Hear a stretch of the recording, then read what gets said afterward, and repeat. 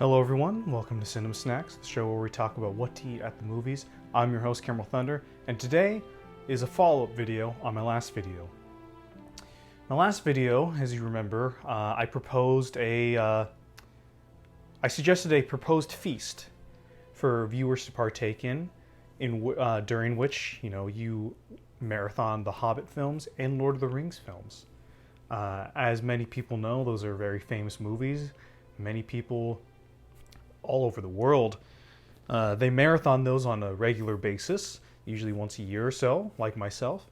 And I suggested that this feast that I had come up with was the perfect kind of feast to have when you're watching the Lord of the Rings movies. Today, the thought today was that I was going to break down how the feast went,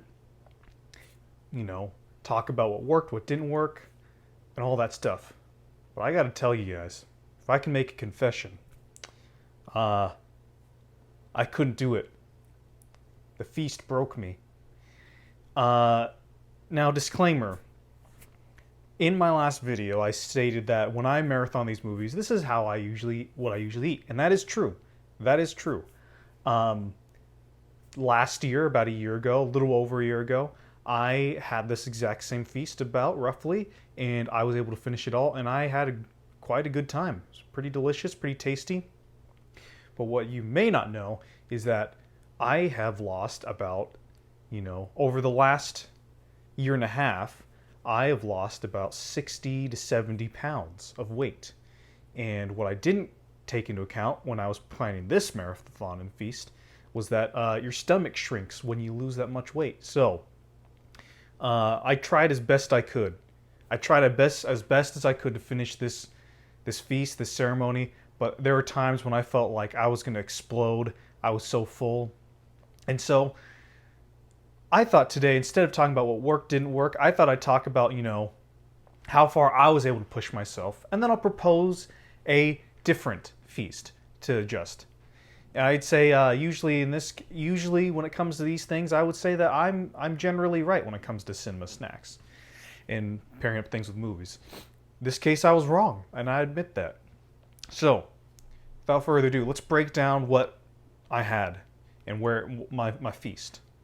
Meal number one, as I said, it was a nice kind of breakfast kind of meal. I had some toast, I had some eggs, I had some potatoes. I had this sausage and bacon thing going on, and I had some jam, and I had a nice little thing of cream soda. I started off pretty good. Had that during the first part of The Hobbit. I finished it. I felt full, but not stuffed. Felt pretty good by the end of that movie. I think that was I think the pairing of the breakfast food and the first Hobbit movie really go well together. I think the amount of food that I have on my plate was a pretty good amount, especially if you're going to steady yourself out throughout the movies. But my issue came in during the second movie, or the second half of the movie. Now, actually, granted, here's another disclaimer. In my last video, I claimed that there were 2 discs to each Hobbit movie. I was wrong. I forgot about that. Lord of the Rings only, there are 2 discs. For The Hobbit, each movie comes on 1 Blu-ray, which is actually a lot more convenient. But it is a little bit difficult to break up your snacking stuff. So what I ended up doing was I would pause the movie halfway through, and then I would get my snack. So, that out of the way. So for the second half of The Hobbit, the first Hobbit movie, I proposed 1 Danish, and I think tea. Or maybe it wasn't. I proposed 1 muffin and tea. Nice kind of light kind of breakfast thing. Here's where I think I went wrong. If you look at my plate, I had 3 pastry items. I had a muffin, 2 muffins and a Danish, and I also had tea. That got me pretty full by the end of it. By that point, my stomach was about pretty big. Now that's a combination of having, eating everything so close together. I think that was also an issue. I think if I were to reorganize this feast of sorts, I would probably space it out in between movie, not in between half movies. I think that's probably a lot that'll make you last longer, I think. And then when I got to Desolation of Smaug, I was so full. I don't even think I finished the muffin or one of the muffins. So what I did was I just ended up finishing that part of the muffin during the second movie, and I also had some raspberries to change things up.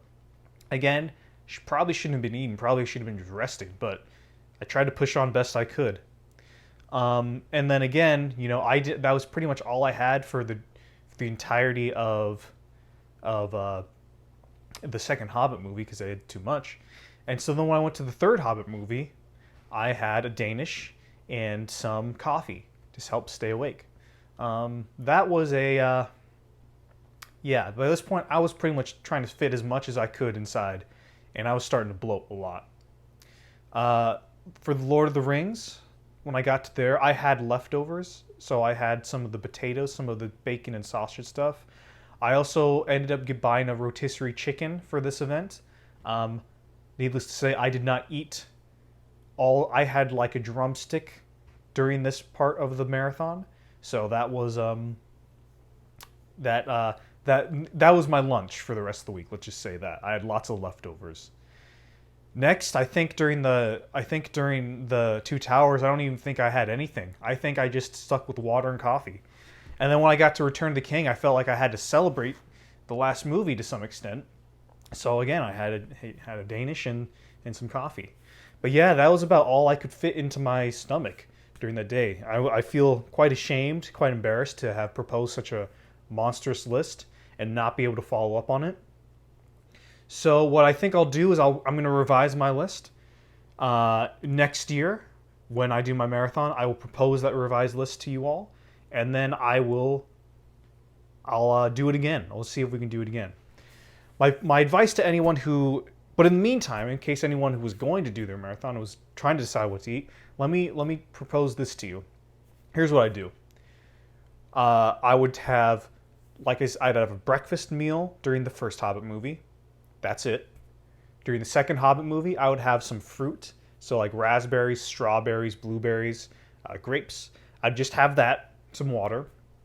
Third Hobbit movie, have a muffin or one Danish. And that's important, one, because bread fills you up. Carbs will fill you up. And then maybe some coffee along with that. Now, when you get to Lord of the Rings, I would suggest, keep it light still. Have maybe some meats and cheese to snack on. Meat, some cheese, some crackers, some bread. Have some of that going on for the first two Lord of the Rings movies. Now, again, that's like 6 hours that you got right there, I think. Probably a little bit more. Probably more like 8 hours of just meats and cheese. You're not going to be very hungry. And so that way, if you get a little bit hungry and you want to have a little snack, have a little bit of cheese, have some slices of meat, have a little bit of cracker or bread. You should be good to go. And then what you do for the final movie, the Return of the King, what you want to do, that's when you have kind of your dinner. So you start off strong with a big breakfast. You have a kind of little bit of snacks throughout. And then by the last movie, you have a big dinner. And that big dinner could be a rotisserie chicken and some vegetables. That could be a big chicken pot pie or a big sandwich, whatever you want. I'm inclined to select a chicken pot pie. I think it is more difficult. I don't like pausing the movies when I'm for a long time if I'm marathoning them all. And if you have to pause the movie right before the last one to make something, that's kind of annoying. But with the chicken pot pie, you just throw it in the oven, let it go, and it's going to beep when you're ready. And it's really quick. So that's what I would recommend. But maybe some people don't mind waiting around that much. So that is my proposed list for a revised feast. And I hope that helps you out in your feast in your Hobbit and Lord of the Rings movie marathon as you go out into the world and do that. But yeah, that's all I have for you guys today.